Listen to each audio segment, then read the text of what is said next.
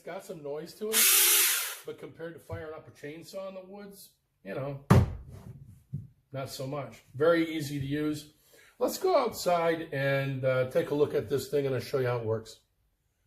Okay, we're going to start out with about 1.5 inch piece of maple. See what happens.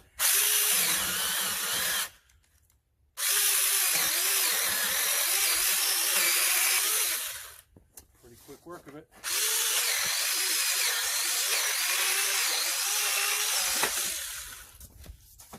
Getting bigger.